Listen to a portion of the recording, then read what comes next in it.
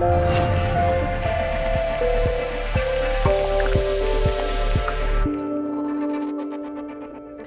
there, welcome back to the Lisa Nichols Show, where I share some of the tools that helps you to have that life that you want to achieve, have the experiences that you want to have, and tell the stories that you want to be told and you want to tell about your life. You know, I'm super excited every time I go into the show and every time I look at the comments, every time I see real life application. Francis, I love your comment.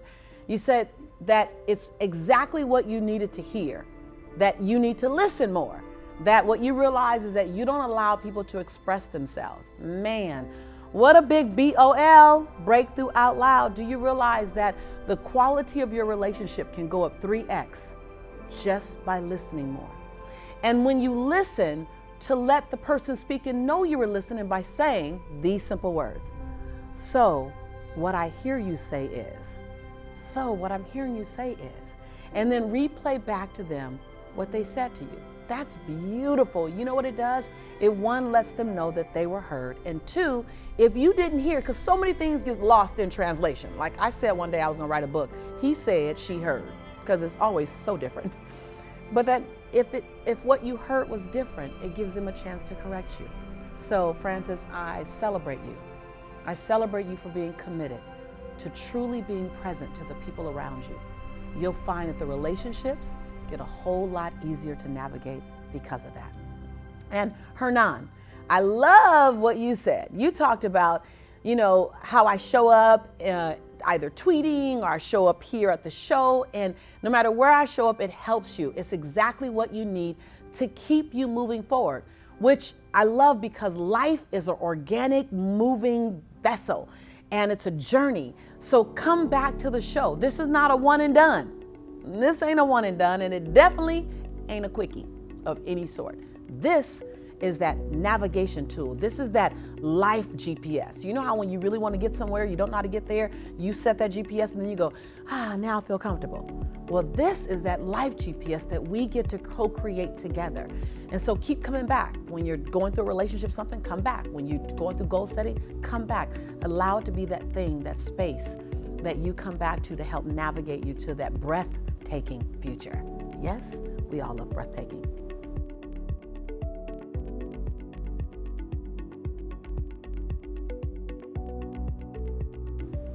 So, you know, when we look at our lives, so much of our energy is spent on two areas of our lives: relationships and finances. It consumes our mind. It consumes our energy. And finances, money is an emotional topic. And money isn't emotional. Money is just dirty paper. Money is just a tool. It's just an instrument. It's just a team member to help you create the life that you love. But we give it so much energy because it helps us have freedom, or it feels as if the lack of it takes our freedom away. So I can't have this entire conversation in one show. We're gonna have several shows about money, because money and how we can shift our relationship to money is really, really powerful. And when you shift that relationship to money and the way you relate to money and you, a lot of money and you, or a little money and you, has everything to do with the quality of your life.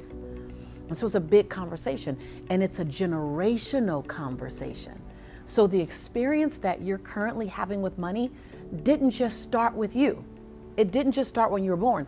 The relationship that your family has with money, that your spouse, your siblings, your parents, your children, your ex, whatever that relationship is, it didn't just start with them.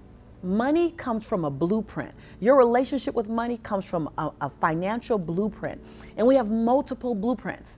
We have a gender blueprint around money. The way you think about money is influenced by your gender. Men are taught money and possessions really are the determination of your masculinity and your manhood. Now, we don't all buy into it, and it's not the truth, but it's the story. It's what's taught.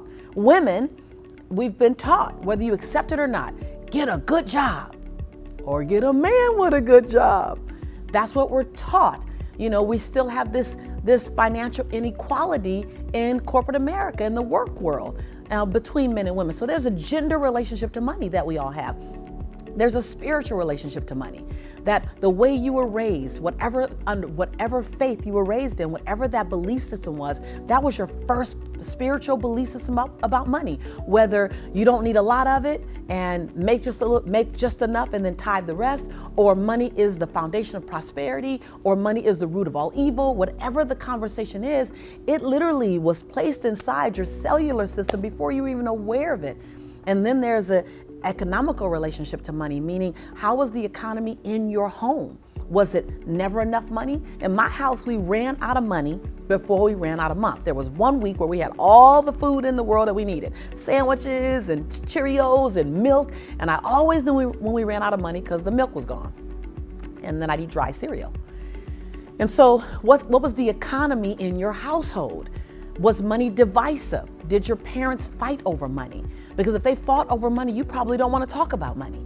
If your father or your mother was always away so that they made money, then you're afraid of a huge level of success. And I might trigger some stuff in this conversation, but you may be holding yourself back. You know, you want to run, but you're not quite running. You're looking like you're about to jump into a double dutch game. You want to go, but you don't want to go. You want to go, but you don't want to go. You want to give that dream your all, but you don't, because you're afraid it's going to cost you your family or your relationship to your family. I guarantee if you think about it, you go back somewhere in your history, someone pursuing financial success cost them critical time with you. And so there's several other blueprints, by the way. I'm not going to go through all of them right now because we'll study each one and we'll unpack each one. I'm not going anywhere, and I hope you're not going anywhere. But I'm saying all that to say that the relationship that your family member, or whomever it is that you feel is throwing your household or your lifestyle in chaos, or even if it's you, your behavior with money and the way you respond to it, react to it, use it, abuse it, save it, hoard it, give it away, whatever it is, it's not just a topical conversation, it's a DNA level. So go back and ask the question, why do I relate to money this way, and what evidence do I have of how money is related to in this manner in my past? And you'll see dad, or you'll see mom, or you'll see grandma. My grandmother used to say, I can make a dime go in 20 different directions. And all my aunts said it, and my cousin said it. So I was excited to make a dime go in 20 different directions. So the day that I was, and I'm gonna say threatened, but it wasn't threatened, it was blessed with being able to make 21 dimes, was more disruptive to me because I had enough money. I didn't have to make one dime going 20 different directions. I had 21 dimes and only 20 directions that I need to go into. So I had a dime left. That was foreign to me. So if you find yourself sabotaging yourself financially, you get to that place and then you slow down. That was me. I get to that place and I slow down. It's also because in your history, you weren't used to having more than enough. You don't know what to do with it. You're used to the hustle. And so begin to look at what's the source that I come from. I know I'm giving you a lot right now because this is a big conversation, and all I can recommend is if you haven't picked up the book Abundance Now, and I'm not saying that to sell you my book, I don't need to, but I want you to be able to really study this area, because this can change the trajectory of your life, your children's life, your siblings' life, and look at each one of your money blueprints. In Abundance Now, I have a whole chapter just about money and money mindset. And what is it currently? And then I give you an exercise of how do you assess what it is and how do you begin to shift it. And what I'm very clear on is that I could not be where I am today. I could not live a breathtaking life, a barely recognizable life, without having gone through several transformations around money. And so I know if I could do it, you can. If I could do it, you can. So let's start that journey now. What better time than now? So remember that this show is not just a monologue. I have no desire to just talk at you. What I want to do is talk with you. I want to hear what's on your heart. I want to hear you be transparent. I want you to open up and take risk here, because this space is a safe space. This tribe is a tribe that's going to lift you up. All the negative dream snatchers, dream busters, trolls, they're not here. These are people who are going to celebrate your growth. So let's be transparent together. I'd love to hear from you. What was the biggest insight? This is a touchy subject. It's emotional. It has navigated your life experience. Money is money. Even though it's just paper, it's attached to your livelihood, to your resources, to the food in your home, to the vacations you can take or can't take, to the health, to people in your life having access to medical resources. It's so big. So what was an insight from today? What's a takeaway? What's an awareness that you know you have about money? Separate from what I may have said, but what do you realize? And what I really want to hear from you is, what's your behavior around money? Do you hoard it? Do you give it away? Do you work really hard for it but never enjoy it? Do you feel guilty about it? That was a big thing for me, 2 hands up. Felt guilty when I start making so much money. I felt guilty, like I shouldn't be. My family, am I gonna be okay? So what do you feel? What's your relationship to money? And you may want to break it down. If you got my book, you already know. You break it down spiritual, gender, however you want to break it down. I just want to hear.